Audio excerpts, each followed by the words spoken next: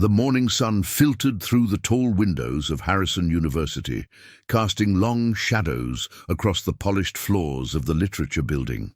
Students hurried through the corridors, their footsteps echoing against the marble walls as they rushed to their first classes of the semester. Maya Thompson adjusted the strap of her worn backpack, feeling the weight of second-hand textbooks pressing against her shoulders.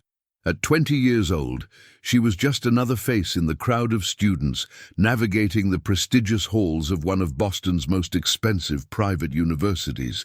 But unlike most of her peers, Maya carried something heavier than books. She carried the burden of being different. Her clothes were clean but clearly not new. The jacket she wore had been mended at the elbows, and her shoes, though polished, showed the wear of many miles walked. She had arrived at Harrison on a full academic scholarship, one of only 3 awarded each year to exceptional students from underprivileged backgrounds. Maya paused outside room 214, the lecture hall for Advanced American Literature, a required course for her English major. She took a deep breath, steeling herself for another 90 minutes under the watchful eye of Professor Richard Whitmore. Professor Whitmore was something of a legend at Harrison University, though not for the reasons one might hope. With his silver hair perfectly combed, his tailored suits, and his collection of antique pocket watches, he presented the image of academic distinction. He had published 3 books on American literary criticism, and his family name was etched on one of the university's oldest buildings. The Whitmore family had donated millions to the institution over generations. But beneath that polished exterior lived a man who had never known struggle, never felt the sting of poverty, and had developed a particular disdain for those he considered beneath his station. He tolerated the scholarship students because the university required him to, but he made no effort to hide his contempt. Maya pushed open the heavy wooden door and slipped into the lecture hall. The room was already half full with students, their expensive laptops open, their designer bags draped over their chairs. She made her way to her usual seat in the 3rd row near the window, where she could see both the professor and the door. "Good morning, Maya," whispered her friend Jessica Chen, sliding into the seat beside her. "You look tired. Everything okay?" Maya managed a small smile. "Just stayed up late finishing the essay for today. You know how Whitmore is about deadlines." Jessica nodded sympathetically. She was one of the few students who had bothered to befriend Maya despite the social divide between them. Jessica came from a wealthy family in Connecticut, but she had a kind heart and never made Maya feel less than. "Did you have trouble with the analysis section?" Jessica asked. "I found the comparison between Fitzgerald and Hemingway challenging." Before Maya could respond, the door at the front of the lecture hall swung open with unnecessary force. Professor Richard Whitmore strode in, his polished Oxford shoes clicking against the floor with each measured step. He set his leather briefcase on the desk and surveyed the room with cold blue eyes. "Good morning," he announced, his voice carrying that particular blend of arrogance and authority that made students sit up straighter in their seats. "I trust you all completed the assignment I gave you last week. A 5,000-word comparative analysis of the American dream as portrayed in the works of F. Scott Fitzgerald and Ernest Hemingway." He began walking slowly between the rows of desks, his hands clasped behind his back. This assignment was designed to separate the serious scholars from the pretenders.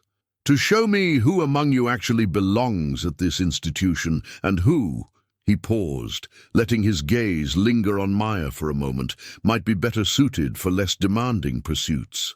Maya felt her cheeks flush, but kept her eyes fixed on her desk. She had worked incredibly hard on that essay, spending hours in the library researching, analyzing, and revising. She knew her work was good. She just wasn't sure if that would matter to Professor Whitmore. The professor returned to the front of the room and opened his briefcase, pulling out a stack of papers. "I've graded your essays," he said. "Some of you exceeded my expectations. Others confirmed what I already suspected about your capabilities." He began calling out names, handing back papers with brief comments. When he reached the students from prominent families, his tone softened, offering praise and encouragement. When he reached others, particularly those on financial aid, his voice took on a dismissive edge. "Jessica Chen," he said, handing Jessica her paper. "Competent work. You've clearly inherited some of your family's intellectual capacity." Jessica took the paper with a polite thank you, though Maya noticed her friend's jaw tighten at the backhanded compliment. The professor continued through the stack until only one paper remained in his hand. He looked at it for a long moment, then turned to face the class with an expression that made Maya's stomach drop. "And now," he said, his voice dripping with something that sounded almost like satisfaction, "we come to Miss Maya Thompson." Maya's heart began to pound. She watched as he held up her paper, making sure everyone in the room could see it. "Miss Thompson, perhaps you'd like to come to the front of the class." Maya hesitated. "Is something wrong, Professor?" "Wrong?" He let out a short, humorless laugh. "That's one way to put it. Please come up here. I think your classmates could benefit from seeing this." Every eye in the room turned to Maya as she slowly rose from her seat. Her legs felt unsteady, but she forced herself to walk to the front of the room with as much dignity as she could muster. She could hear whispers starting behind her, the rustle of students leaning toward each other. When she reached the front, Professor Whitmore handed her the paper. Maya looked down and felt her heart sink. A large red D was scrawled across the top, along with the words "lacks depth, originality, and understanding of the material." "I don't understand," Maya said quietly. "I worked very hard on this paper." "Hard work," the professor said, loud enough for everyone to hear, "is not a substitute for talent. And I'm afraid, Miss Thompson, that you simply don't have the intellectual capacity for this level of academic work." Maya stared at him, struggling to find words. "But I cited every source. I analyzed the themes thoroughly. You cobbled together ideas from other scholars because you don't have any of your own," he interrupted. "This is exactly what I expected from a scholarship student. You may have gotten into this university through some well-meaning admissions program, but that doesn't mean you belong here." A few students in the back of the room snickered. Maya felt tears pricking at her eyes, but refused to let them fall. She would not give him that satisfaction. Professor Whitmore turned to address the class.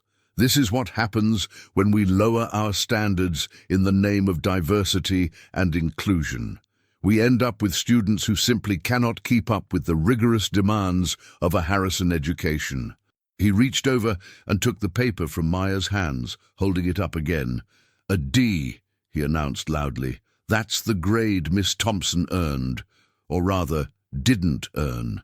Perhaps she should consider transferring to a community college where the expectations might be more aligned with her abilities."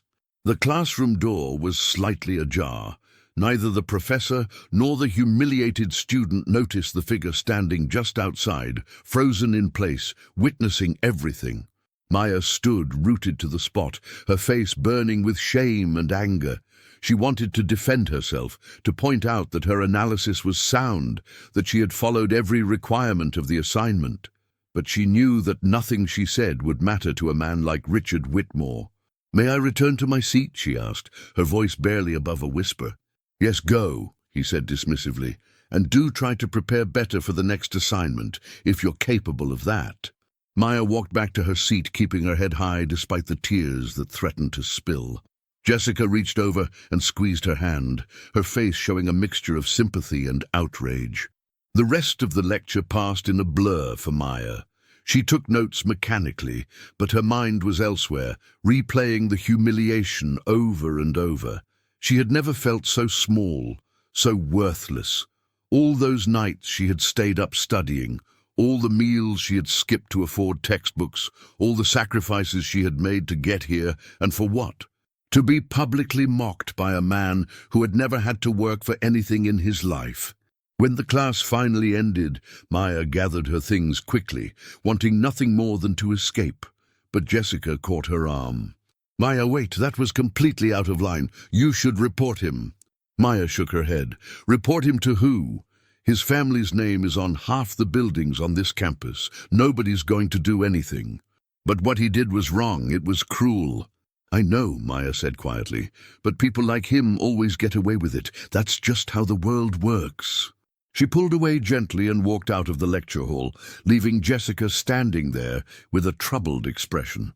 Outside, the autumn air was crisp, and the leaves on the old oak trees had begun their transformation to gold and red.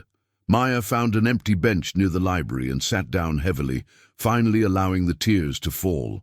She had been at Harrison for 2 years now, and she had faced discrimination before. The subtle snubs from wealthy classmates, the assumptions that she didn't belong, the occasional comment about affirmative action. But she had never experienced anything quite so public, so deliberately cruel.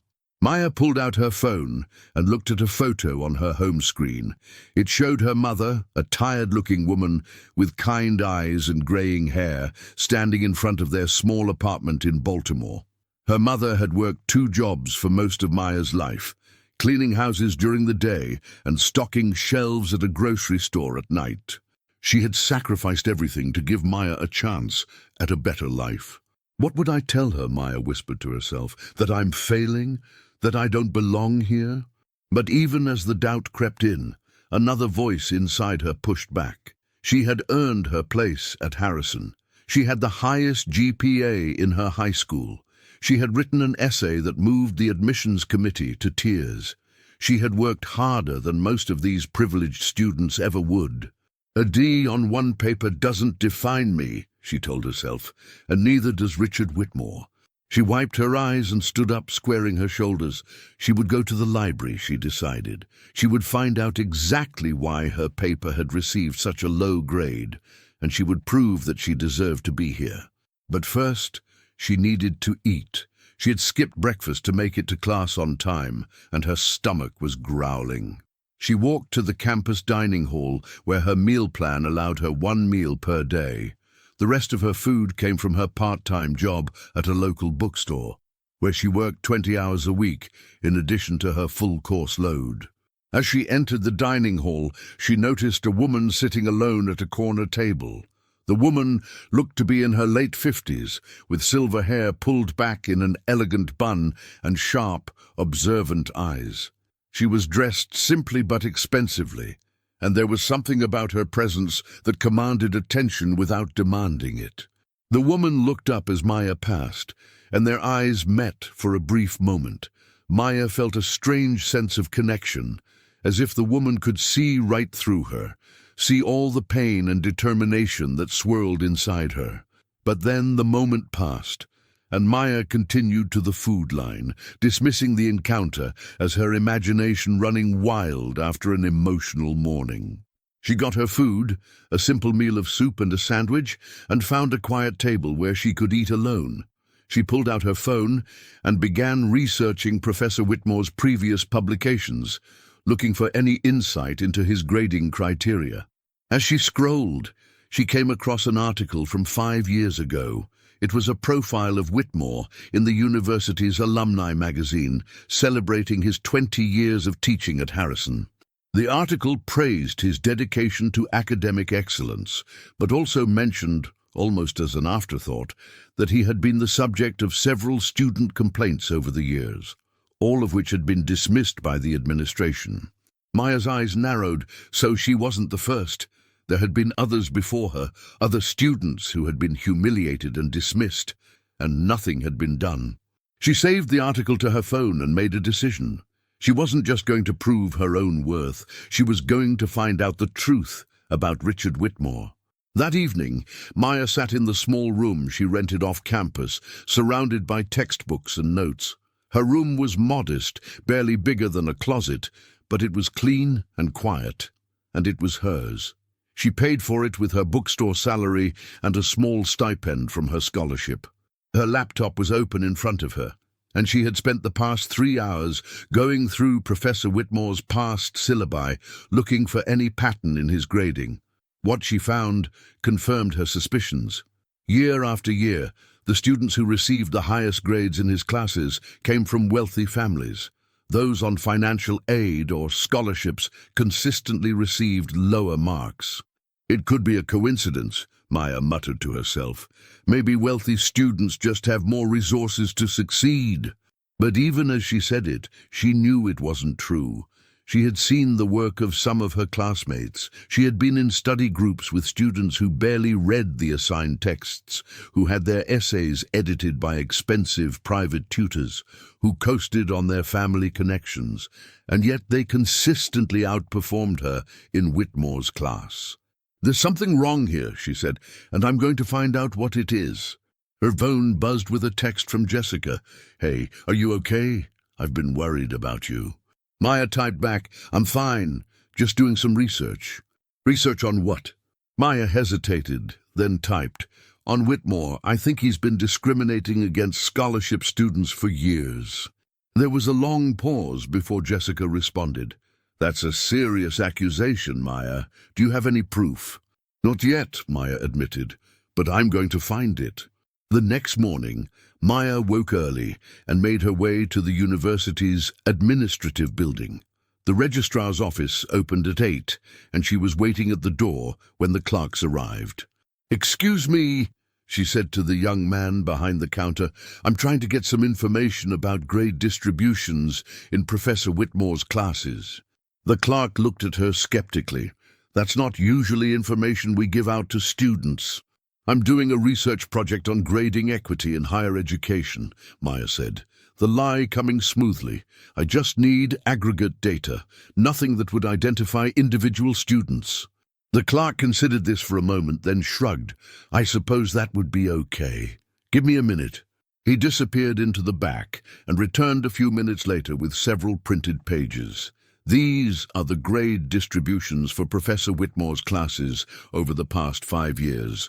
No names, just overall percentages." "Thank you," Maya said, taking the pages. "This is very helpful." She found a quiet corner of the library and spread the pages out in front of her. The data confirmed what she had suspected. In Whitmore's classes, students on financial aid received, on average, grades that were half a letter lower than their peers. The pattern was consistent across all 5 years. But data alone wasn't enough. She needed something more concrete, something that would prove beyond doubt that Whitmore was deliberately targeting disadvantaged students. Over the following days, Maya threw herself into her investigation with the same determination she applied to her studies. She tracked down former students who had taken Whitmore's classes, reaching out to them through social media and alumni networks.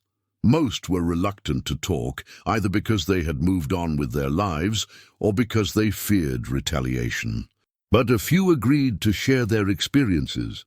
There was Marcus, a black student from Chicago who had been on a full scholarship 5 years ago. He had been one of the top students in his class until he took Whitmore's course. After receiving a failing grade on a major paper, he had transferred to another university. "He called me lazy," Marcus told Maya over the phone, his voice still carrying the pain of that experience. "Said I was only there because of quotas. I knew my work was good. I had professors at my new school tell me it was excellent, but he made me feel like I didn't deserve to be there." There was Sarah, a first-generation college student from rural Pennsylvania, who had dropped out entirely after her experience with Whitmore. She now worked as a waitress in her hometown, her dreams of becoming a writer abandoned. And there was David, a Latino student from Texas, who had fought back. He had filed a formal complaint against Whitmore, alleging discrimination. But the complaint had been dismissed after Whitmore's influential friends on the university board intervened. "They said there was no evidence," David told Maya, "but they didn't even look. They didn't want to see." Maya documented every story, every detail, every piece of evidence she could find.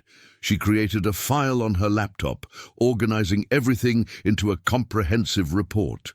She didn't know what she would do with it yet, but she knew she had to do something. As the weeks passed, Maya continued to attend Whitmore's class, keeping her head down and doing her best to avoid his attention. She submitted her assignments on time, carefully following every requirement to the letter. But no matter how hard she worked, Her grades remained stubbornly mediocre. Meanwhile, students who put in a fraction of the effort continued to receive praise and high marks. One afternoon, after a particularly demoralizing class, Maya found herself sitting in the campus coffee shop, staring at her laptop screen. The file on Whitmore had grown to over 50 pages, filled with data, testimonials, and analysis. But she felt no closer to justice than when she had started. "You look like you could use a friend." Maya looked up to see the silver-haired woman from the dining hall standing beside her table. Up close, she was even more striking, with high cheekbones and eyes that seemed to miss nothing. "May I sit?" the woman asked, gesturing to the empty chair across from Maya. Maya nodded, too surprised to refuse. The woman settled into the chair with the grace of someone accustomed to being in charge. "I'm Eleanor," she said. "Eleanor Barnes." "Maya Thompson," Maya replied. "Do I know you from somewhere?" Eleanor smiled slightly. "We passed each other in the dining hall a few weeks ago. You looked upset then, too. Today you look determined." Maya wasn't sure how to respond. She wasn't used to strangers taking an interest in her, especially strangers who exuded such an air of quiet authority. "I'm just working on a project," Maya said carefully. "It's taking longer than I expected." Eleanor studied her for a moment. Would this project have anything to do with Professor Richard Whitmore? Maya's eyes widened. "How did you—" "I've been watching you," Eleanor said simply. "I've seen you talking to former students, gathering information. You've been very thorough." Maya felt a chill run down her spine. "Who are you? Are you working for him?" Eleanor laughed softly. "Far from it. Let's just say I have a personal interest in seeing Professor Whitmore face the consequences of his actions." "What kind of personal interest?" Eleanor's expression grew serious. "That's a story for another time. Right now, I'm more interested in your story. Tell me, Maya Thompson, why are you doing this? Why risk your future to expose a man who has the power to destroy you?" Maya considered the question carefully. "Because it's the right thing to do," she said finally. "Because there are people who have been hurt, whose dreams have been crushed, and nobody has ever stood up for them. Because I refuse to let men like Whitmore keep getting away with treating people like they're worthless, just because they weren't born into privilege." Eleanor nodded slowly, a look of approval in her eyes. "Those are good reasons, better than most people would give." She reached into her purse and pulled out a business card, sliding it across the table to Maya. "I think we might be able to help each other," she said. "When you're ready to take the next step, call me." Maya picked up the card. It was simple and elegant, with just a name, Eleanor Barnes, and a phone number. No title, no company, no other information. "Who are you?" Maya asked again. Eleanor stood up, buttoning her coat. "A friend," she said, "or at least I hope to be." She walked out of the coffee shop, leaving Maya staring at the card in her hand, more confused than ever. That night Maya couldn't sleep. She kept thinking about Eleanor Barnes, about the mysterious interest she had shown, about the card that now sat on her nightstand. Something about the encounter didn't add up, but she couldn't figure out what it was. She got out of bed and opened her laptop, typing Eleanor Barnes into the search engine. The results were surprisingly sparse. There were a few mentions of the name in connection with various charitable organizations, but no photos, no personal information, nothing that would explain who she was or why she cared about Richard Whitmore. Maya was about to give up when she came across an old newspaper article from 20 years ago. It was a Society page announcement reporting on the engagement of Richard Whitmore to a woman named Catherine Barnes. "Barnes," Maya whispered. "Eleanor Barnes." She dug deeper, searching for more information about Catherine Barnes. What she found made her blood run cold. Catherine Barnes had been a student at Harrison University, a brilliant young woman from a modest background who had won a scholarship to study literature. She had been one of Professor Whitmore's students, and they had begun a relationship while she was still under his instruction. They had married shortly after her graduation, and by all accounts, it had been a miserable union. The marriage had ended in divorce 7 years later, but not before Catherine had suffered years of emotional abuse and isolation from her family. She had tried to rebuild her life, returning to her family and her writing, but the damage had been done. 5 years after the divorce, Catherine Barnes had died by suicide. Maya sat back in her chair, her heart pounding. Eleanor Barnes, Catherine Barnes, sisters, perhaps, or mother and daughter. Whoever she was, Eleanor Barnes had a very personal reason for wanting to see Richard Whitmore face justice, and Maya had just become part of her plan. The weeks that followed were some of the most intense of Maya's life. She continued to gather evidence against Whitmore, now with a new sense of urgency. She also kept attending his classes, enduring his barbs and dismissals with a patience she didn't know she possessed. Through it all, she kept the business card in her pocket, a reminder that she wasn't alone in this fight. But she wasn't ready to call Eleanor yet. She needed to understand more about who she was dealing with before she committed to any alliance. Then one morning in early November, everything changed. Maya arrived at class to find Professor Whitmore in an unusually good mood. He was smiling broadly as he handed back the latest round of papers, making cheerful comments to his favorite students. When he reached Maya's desk, he paused dramatically. "Miss Thompson," he said, loud enough for everyone to hear, "I'm afraid I have some disappointing news for you." He slapped her paper down on the desk. A bright red F was scrawled across the top. Maya stared at the grade in disbelief. She had worked harder on this paper than any she had done before. She had cited every source meticulously, analyzed the text from multiple angles, and even had Jessica review it before submission. "This paper is plagiarized," Whitmore announced to the class. "It appears Miss Thompson has been copying work from other sources without proper attribution." "That's not true," Maya said, her voice shaking with anger. "I wrote every word of that paper myself." "The evidence suggests otherwise," Whitmore said smoothly. "I've already reported this to the Academic Integrity Committee. You'll be receiving a formal notice soon." Maya felt the room spinning around her. Plagiarism was one of the most serious offenses at Harrison. If the accusation stuck, she would be expelled, her scholarship revoked, her future destroyed. "You're lying," she said, standing up from her seat. "You know I didn't plagiarize anything." "Are you calling me a liar, Miss Thompson?" Whitmore's voice was cold and dangerous. "Be very careful how you proceed."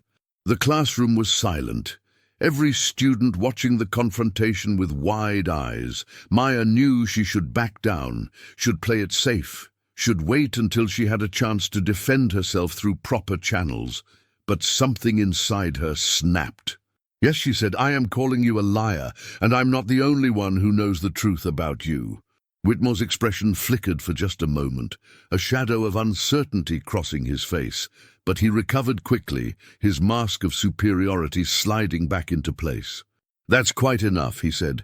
"Please leave my classroom. You're no longer welcome here." Maya gathered her things, her hands trembling with a mixture of rage and fear. As she walked toward the door, she turned back to face him one last time. "This isn't over," she said. "The truth always comes out eventually." She pushed through the door and into the hallway, where she nearly collided with someone standing just outside. It was Eleanor Barnes. Eleanor's eyes were fixed on the classroom door, her expression unreadable. When she saw Maya, she nodded slowly. "It seems we have much to discuss," she said. "Are you ready to make that call now?" Maya looked back at the closed door, then at Eleanor. "Yes," she said, "I'm ready." Eleanor took Maya to a quiet cafe off campus, far from the prying eyes of students and faculty. They sat in a secluded corner booth, and Eleanor ordered tea for both of them. "Before we begin," Eleanor said, "I need to tell you something. I wasn't entirely honest with you when we first met." Maya nodded. "I know, you're related to Catherine Barnes, aren't you?" Eleanor's eyes widened slightly, surprised by Maya's directness. "You've done your research. Yes, Catherine was my daughter." "I'm so sorry," Maya said quietly. "I read about what happened to her, what he did to her." Eleanor's hands tightened around her teacup.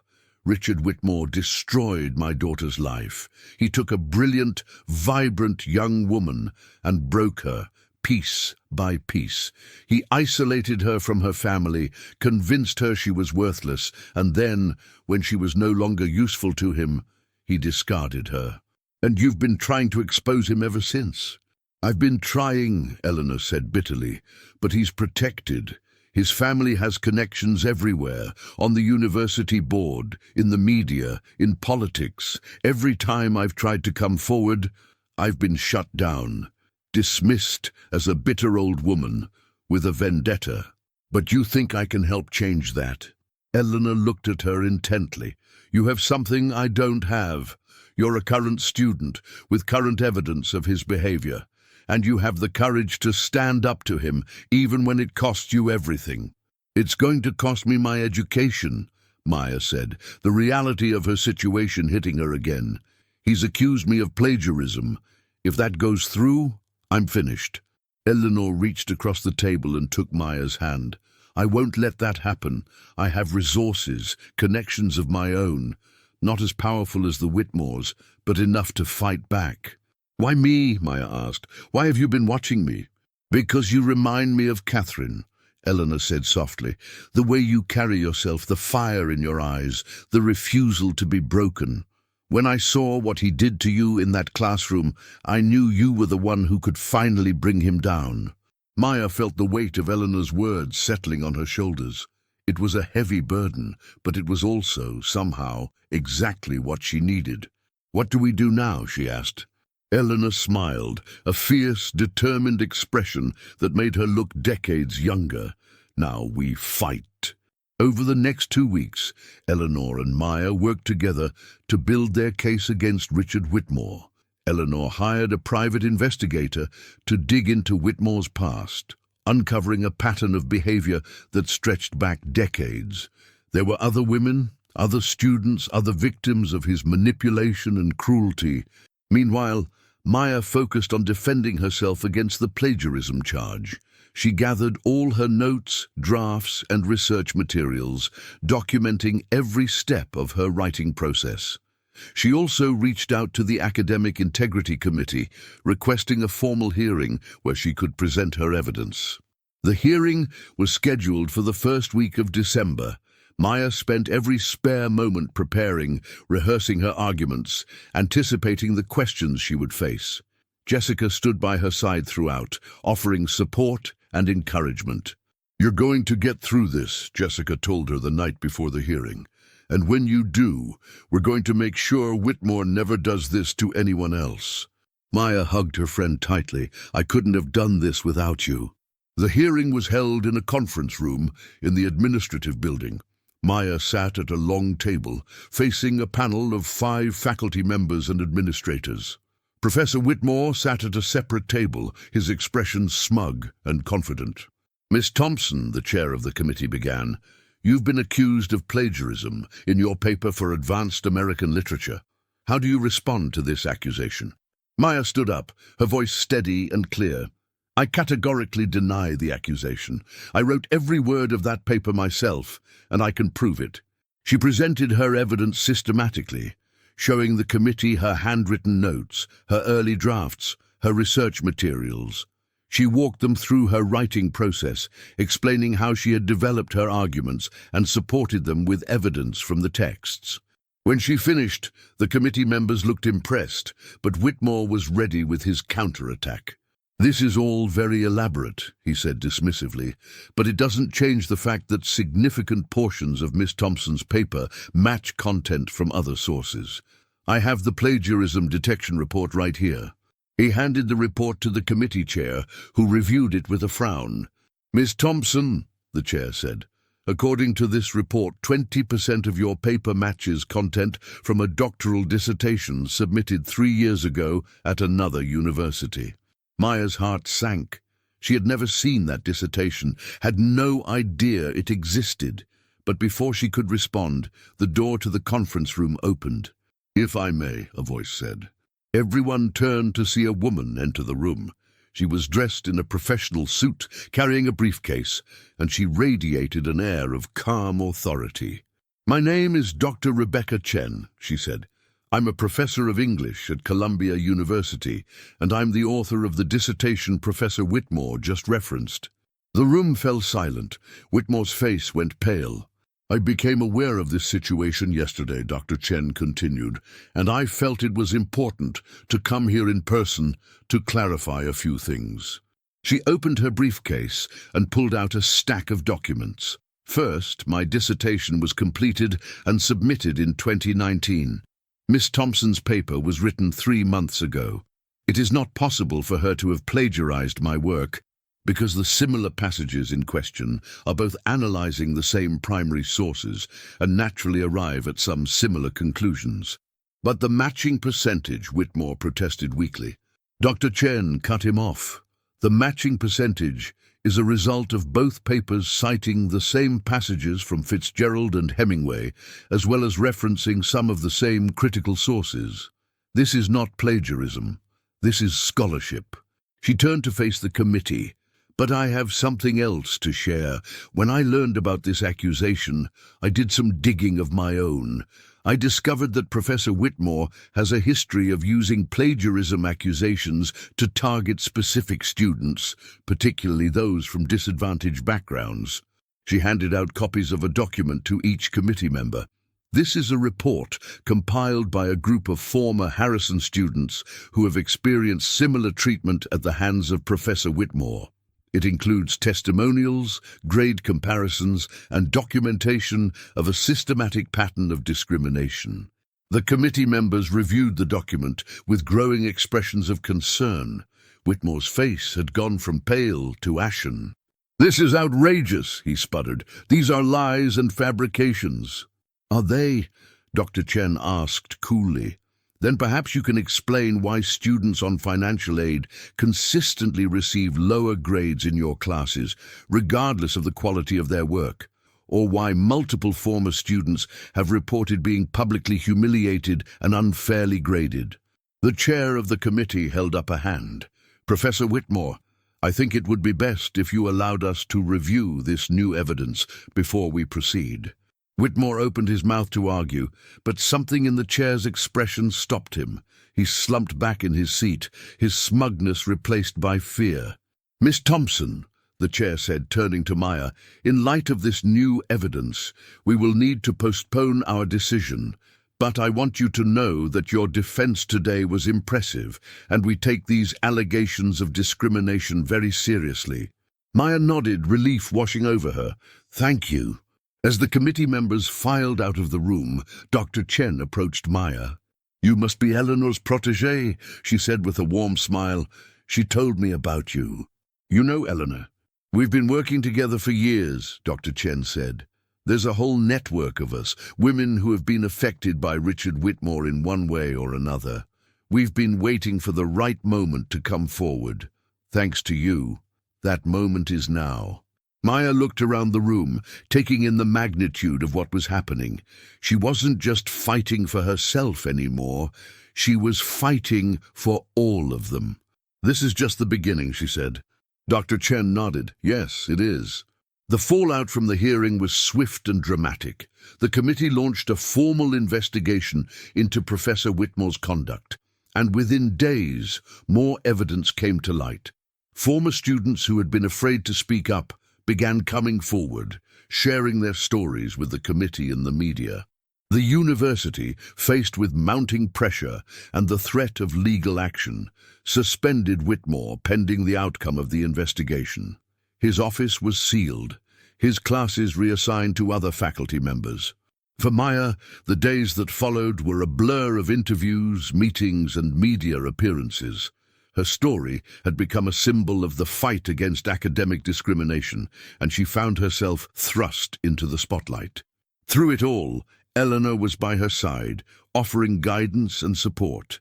The older woman had become something of a mentor to Maya, sharing her wisdom and her pain in equal measure. "I've waited 20 years for this," Eleanor told her one evening, as they sat together in the cafe where they had first talked. "I never thought I would live to see him face justice." "You did," Maya said. "You made this happen." Eleanor shook her head. "You made this happen, Maya. You had the courage to stand up when everyone else was too afraid. That's something that can't be taught. Maya thought about Catherine, about all the other women who had suffered at Whitmore's hands. I just wish she could have been here to see it. Eleanor's eyes glistened with tears. So do I, sweetheart, so do I. The investigation concluded just before the winter break. The committee found overwhelming evidence of discrimination, harassment, and academic misconduct on Whitmore's part. He was stripped of his tenure and terminated from the university. His teaching credentials were revoked, ensuring he would never work in academia again. On the day the decision was announced, Maya stood outside the literature building, watching as movers carried boxes out of Whitmore's office. Students passed by, whispering and pointing, but Maya barely noticed them. "You did it," Jessica said, coming up beside her. "You actually did it." "We did it," Maya corrected her, "all of us." She thought about the journey that had brought her here. The humiliation in the classroom, the long nights of research, the fear and uncertainty. It had all been worth it. Her phone buzzed with a text from Eleanor. "I'm so proud of you. Catherine would have been too." Maya smiled, feeling a sense of peace she hadn't experienced in months. She had come to Harrison to get an education, to build a better life for herself and her family. She hadn't expected to become an advocate, a fighter for justice. But sometimes life has a way of pushing you toward your true purpose. She turned away from the building and started walking toward the library. She had finals coming up, and despite everything that had happened, she wasn't about to let her grades slip. As she walked, she passed a group of freshman students, their faces bright with excitement and possibility. One of them, a young woman with curly hair and second-hand clothes, caught Maya's eye. Maya recognized something in her expression, a mixture of hope and anxiety that she knew all too well. "Hey," Maya said, stopping beside the group. "You're new here, right?"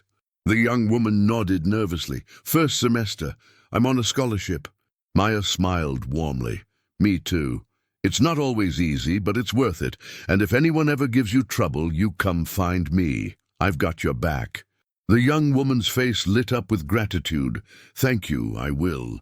Maya continued on her way, feeling the warmth of that small exchange. She couldn't change the past, couldn't undo all the harm that had been done, but she could make sure that the future was different. She could make sure that no student ever had to suffer alone.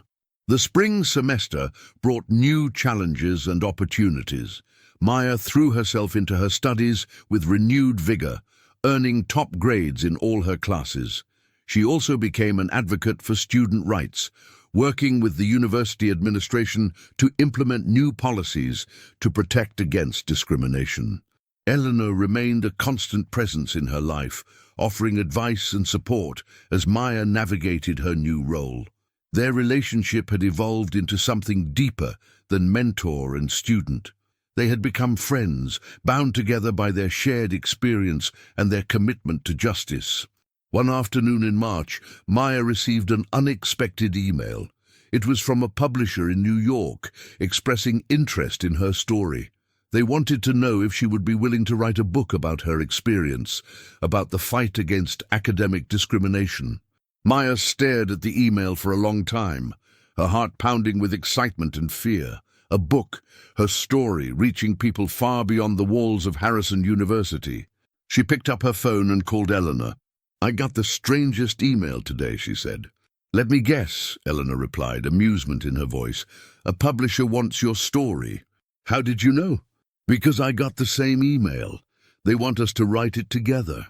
Maya laughed, a joyful sound that surprised even her. Together. Yes, your story and Catherine's, woven together. A testament to what happens when people refuse to stay silent. Maya felt tears pricking at her eyes. "I don't know what to say." "Say yes," Eleanor said gently. "Say yes, and let's change the world." Maya took a deep breath, feeling the weight of the moment. "Yes," she said, "let's do it."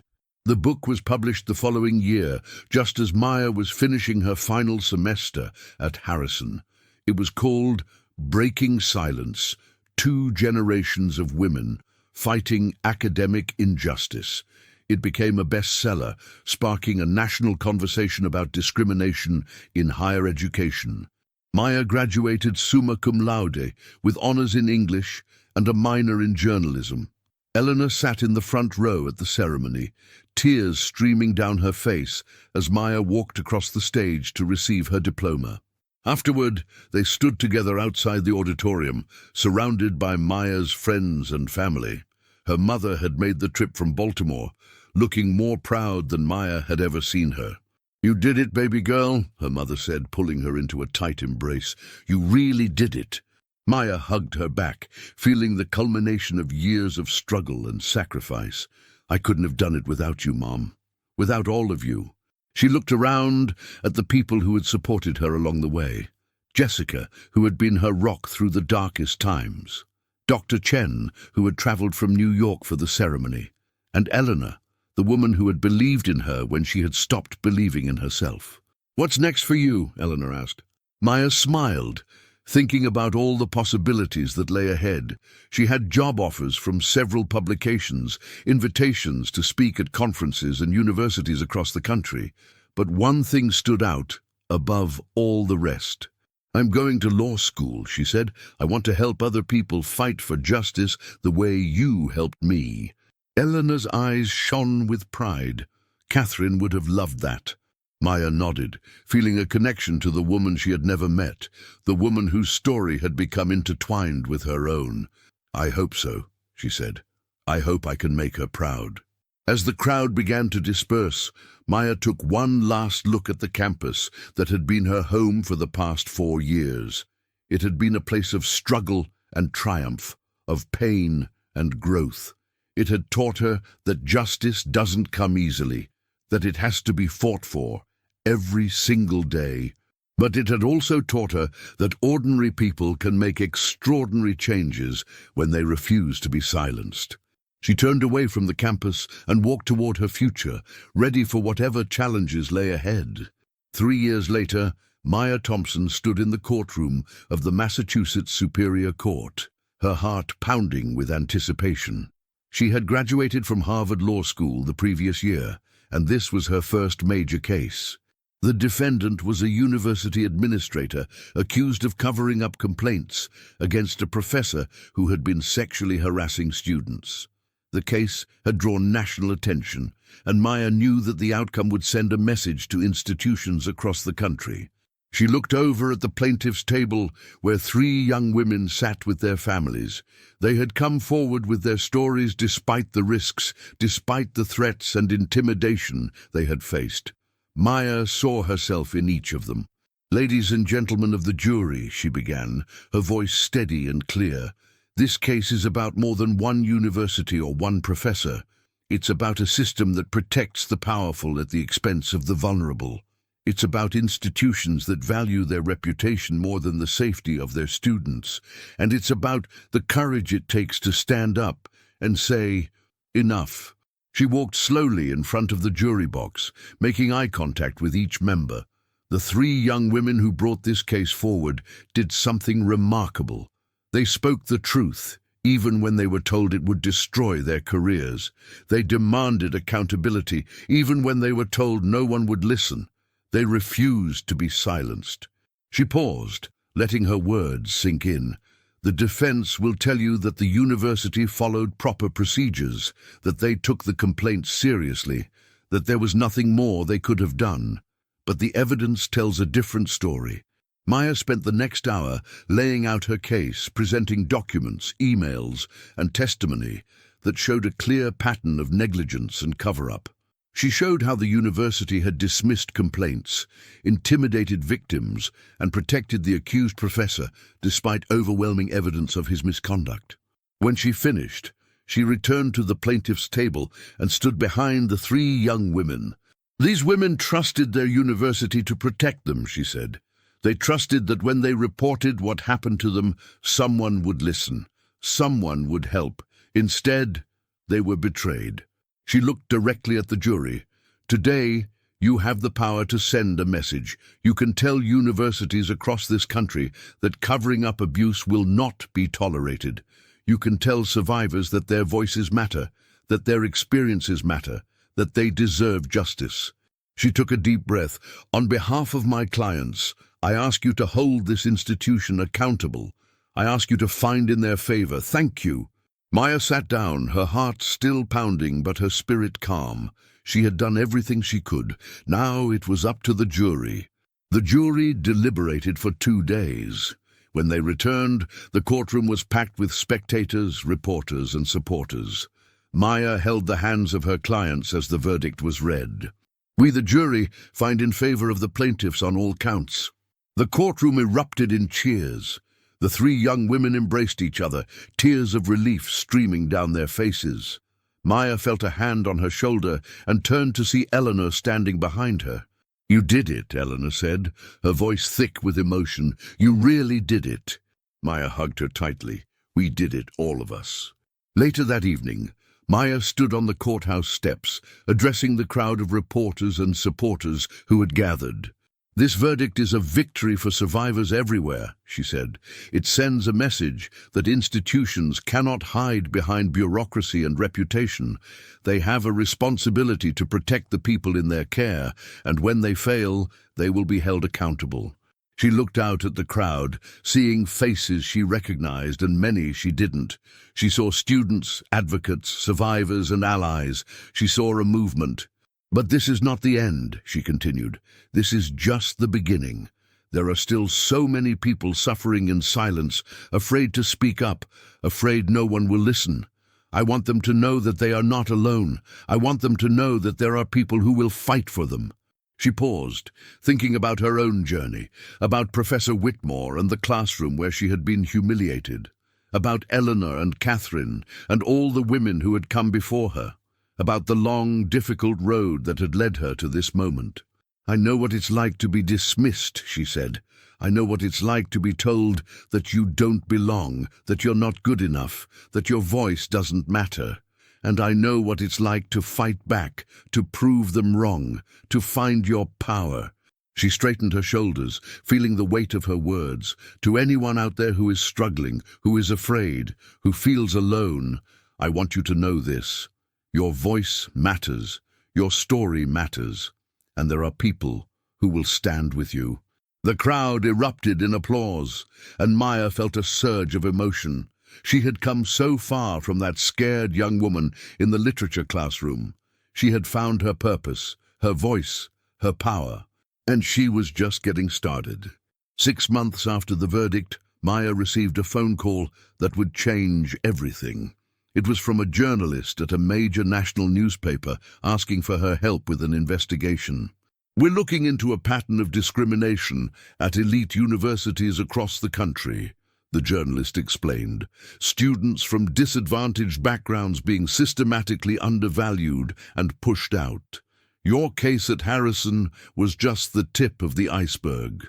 Maya listened as the journalist outlined the scope of the investigation.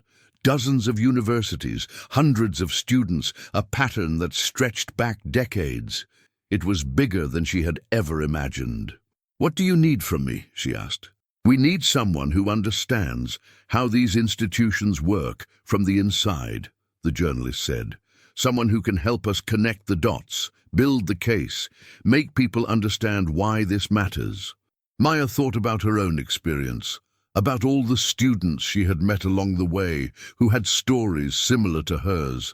She thought about the young woman she had seen on her graduation day, the one with the second-hand clothes and the scholarship.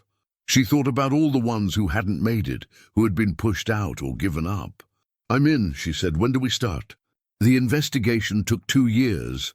Maya worked alongside a team of journalists, researchers, and advocates, traveling across the country to interview students, gather evidence, and build a comprehensive picture of systemic discrimination in higher education. What they found was staggering. Universities that claimed to value diversity were often the worst offenders, using discriminatory grading practices, inadequate support systems, and subtle forms of exclusion to push out students who didn't fit the mold of their wealthy, privileged peers. The series was published in 5 parts, running over the course of a week. It sparked outrage, calls for reform, and congressional hearings. Several universities launched internal reviews, and a number of administrators and professors were forced to resign. For Maya, the experience was both exhausting and exhilarating. She was making a difference on a scale she had never imagined possible. But it also took a toll. She worked long hours, traveled constantly, and had little time for the people she cared about. Her relationship with her mother, always strong, began to suffer as weeks went by without visits. Her friendships faded as she cancelled plans again and again. One evening, after a particularly grueling day of interviews, Maya found herself sitting alone in a hotel room, staring at the wall. She was tired, not just physically but emotionally. She had given so much of herself to this fight that she wasn't sure what was left. Her phone buzzed with a text from Eleanor. "How are you holding up?" Maya typed back, "Honestly, I'm not sure." A moment later, her phone rang. "Talk to me," Eleanor said, her voice warm and concerned. Maya poured out her feelings, the exhaustion, the loneliness, the fear that she was losing herself in the work. Eleanor listened patiently, then spoke. "Maya, what you're feeling is natural. You've been carrying a heavy burden for a long time. It's okay to put it down sometimes." "But there's so much more to do," Maya protested. "So many people who need help." "And they'll still need help tomorrow," Eleanor said gently. "But you can't help anyone if you burn yourself out. You have to take care of yourself too." Maya felt tears rolling down her cheeks. "I don't know how to stop," she admitted. "I don't know how to be still." "That's something you'll have to learn," Eleanor said. "And it won't be easy. But you're not alone in this, Maya. You have people who love you, who want to support you. Let them." Maya nodded, even though Eleanor couldn't see her. "You're right, I know you're right." "Then start taking care of yourself," Eleanor said firmly. "That's not a request, it's an order." Maya laughed through her tears. "Yes, ma'am." After that conversation, Maya made a conscious effort to find balance. She took time off, visited her mother in Baltimore, reconnected with old friends. She started seeing a therapist, working through the trauma of her own experience and the secondary trauma of hearing so many painful stories. It wasn't easy. There were days when she wanted to throw herself back into work, when the guilt of resting felt overwhelming. But slowly, she learned to give herself grace. She also found new ways to contribute that didn't require her constant presence on the front lines. She started mentoring law students from disadvantaged backgrounds, sharing her experience and helping them navigate the challenges they faced. She wrote articles and gave speeches, using her platform to keep the conversation alive. And she continued to fight for justice, but now with a sustainability that allowed her to stay in the game for the long haul. 5 years after her graduation from Harrison University, Maya Thompson stood before a crowd of over 1,000 people at a conference on educational equity. She had been invited as the keynote speaker, a recognition of her work and her impact. 10 years ago, she began, "I was a scared young woman sitting in a classroom, being told that I didn't belong. I was told that my voice didn't matter, that my dreams were too big for someone like me." She paused, looking out at the audience. But I refused to believe it, and with the help of incredible people who stood by my side, I proved them wrong. She spoke for an hour, sharing her story, outlining the challenges that still remained, and calling for continued action. When she finished, the audience rose to their feet in a standing ovation. Afterward, a young woman approached her, tears in her eyes. "Miss Thompson," she said, "I'm a first-generation college student. I've been struggling so much, feeling like I don't belong. But hearing your story, it gives me hope." Maya took the young woman's hands in hers. "What's your name?" "Maria." "Maria," Maya said, "you belong anywhere you want to be, and if anyone tries to tell you different, you come find me. I've got your back." Maria nodded, wiping her tears. Thank you so much." Maya hugged her, feeling the connection that bound them together, the connection of struggle, of resilience, of hope. As she left the conference center, Maya looked up at the sky. It was a beautiful evening, with stars beginning to appear against the darkening blue. She thought about her journey, about all the obstacles she had overcome and the people who had helped her along the way. She thought about Catherine, whose story had become intertwined with her own. She thought about Eleanor, who had become like a second mother to her. And she thought about the future, about all the young women like Maria who were just beginning their own journeys. There was still so much work to do, still so many battles to fight, but Maya was ready. She pulled out her phone and called her mother. "Hey, Mom, I'm coming home for a visit. I have so much to tell you." "I can't wait to hear it, baby girl. I'm so proud of you." Maya smiled, feeling the warmth of her mother's love across the miles. "I love you, Mom." "I love you too, sweetheart, always." Maya hung up the phone and started walking toward her car. The road ahead was uncertain, but she faced it with confidence, because she knew that ordinary people can make extraordinary changes. All they have to do is refuse to be silent. The following spring, Maya received an invitation that took her by surprise. Harrison University wanted to give her an honorary doctorate and invited her to deliver the commencement address. The same institution where she had been humiliated, where she had fought so hard for recognition, now wanted to honor her. She sat with the letter for a long time, unsure how to feel. There was a part of her that wanted to refuse, to turn her back on the place that had caused her so much pain. But there was another part, a deeper part, that recognized this for what it was, a chance to close the circle.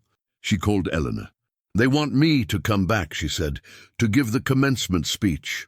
There was a long pause on the other end. "How do you feel about that?" Maya thought carefully before answering. I think I need to do it, not for them, for me, and for all the students who are still there, still fighting." "Then you should go," Eleanor said, "and I'll be right there with you." On a sunny morning in May, Maya walked across the stage of Harrison University's main auditorium. The room was filled with graduating students, their families, faculty, and administrators.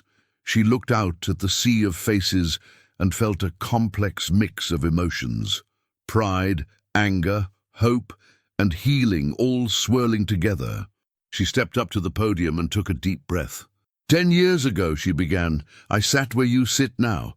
Well, not exactly where you sit. I sat in the back near the door, just in case I needed to make a quick escape." A ripple of laughter went through the audience. "I was a scholarship student," she continued. "First in my family to go to college. I came here with big dreams and a second-hand backpack, determined to make something of myself, and almost immediately I was told that I didn't belong." The auditorium fell silent. Maya could see discomfort on some faces, recognition on others. "I was publicly humiliated by a professor who thought that my background made me less capable, less worthy, less human than my peers. He told me that hard work wasn't enough, that I lacked the talent and the intelligence to succeed at an institution like this." She paused, letting the words sink in. He was wrong. A cheer went up from somewhere in the audience. Maya smiled. "I'm not here to dwell on the past," she said. "I'm not here to point fingers or assign blame. The professor who treated me that way is no longer here, and the university has taken significant steps to address the systemic issues that allowed his behavior to continue for so long." She looked directly at the university president, who sat in the front row, looking uncomfortable. "But I am here to speak the truth, because the truth is powerful, and the truth is that many of you sitting here today have faced similar struggles. Maybe you've been told you don't belong because of where you come from, or how you look, or who you love. Maybe you've been underestimated, dismissed, or discriminated against." She leaned forward. "I want you to know that you are not alone, and I want you to know that your experiences do not define you. Your response to them does." Maya spoke for another 20 minutes, sharing stories of resilience and triumph, offering advice for the challenges ahead, and calling on the graduates to use their education to make the world a better place. When she finished, the audience rose to its feet in a thunderous standing ovation. Maya felt tears streaming down her face as she stepped back from the podium. In the crowd, she spotted Eleanor, clapping and crying and beaming with pride. Next to her was Maya's mother, her face shining with love, and scattered throughout the audience were the friends and allies who had supported her along the way: Jessica, Dr. Chen, Marcus, Sarah, David, and so many others. Maya raised her hand in acknowledgement, feeling the weight of the moment. She had come full circle. The scared young woman who had sat in that classroom all those years ago had become someone who inspired others, who fought for justice, who refused to be silenced. And standing there bathed in the applause of thousands, she understood that this was just the beginning of a new chapter. After the ceremony, Maya found Eleanor waiting for her near the campus gates. "You were magnificent," Eleanor said, embracing her tightly. "I couldn't have done any of it without you," Maya replied.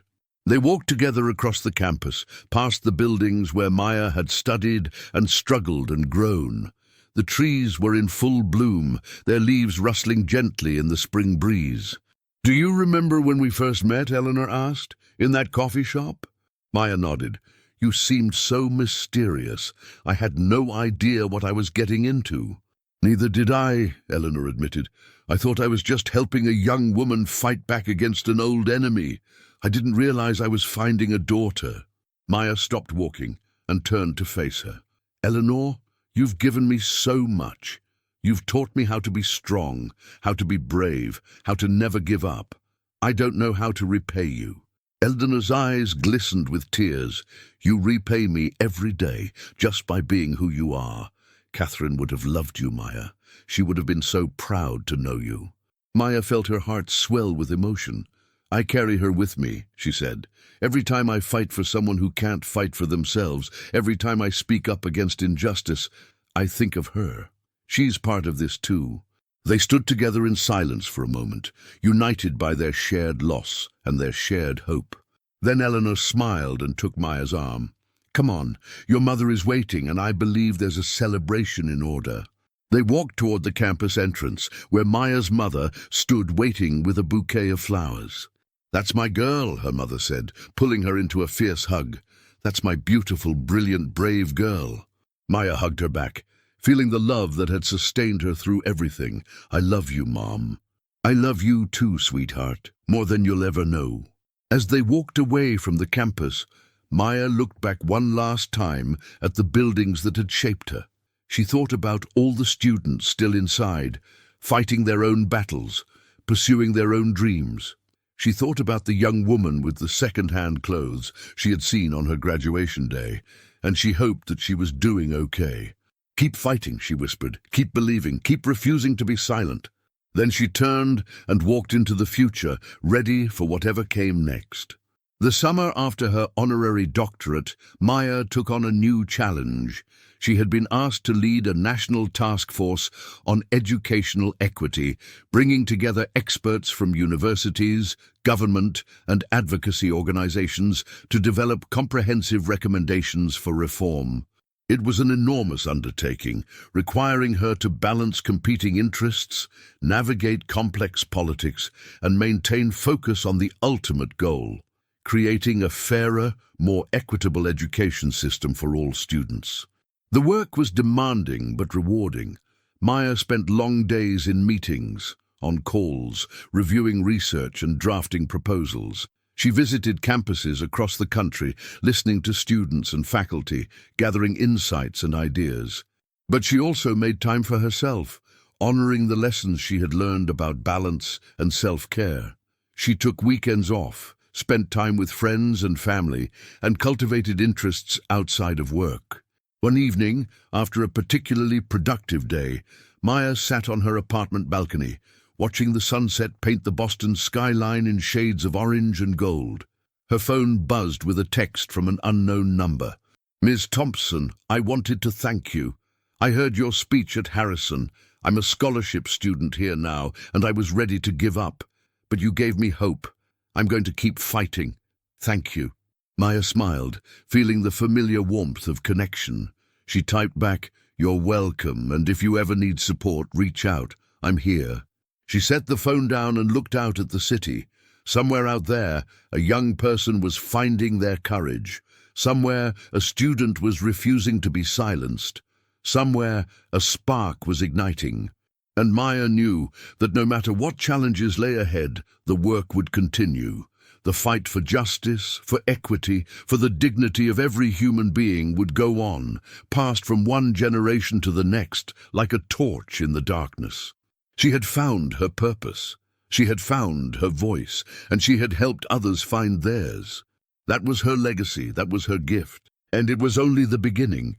Years later, when historians wrote about the movement for educational equity, they would trace its origins to many places, to courtrooms and classrooms, to protests and policy changes, to countless acts of courage by ordinary people. But many would point to a single moment as a turning point. A young woman standing in a classroom, being told she didn't belong and refusing to accept it. Maya Thompson never sought fame or recognition. She never considered herself a hero. She was just someone who had seen injustice and refused to look away. But in that refusal, she had sparked something remarkable. A movement that would change the lives of millions of students, a legacy that would endure for generations. And it all began with a simple truth, spoken by a scared young woman in the face of cruelty. This isn't over. The truth always comes out eventually. And it did.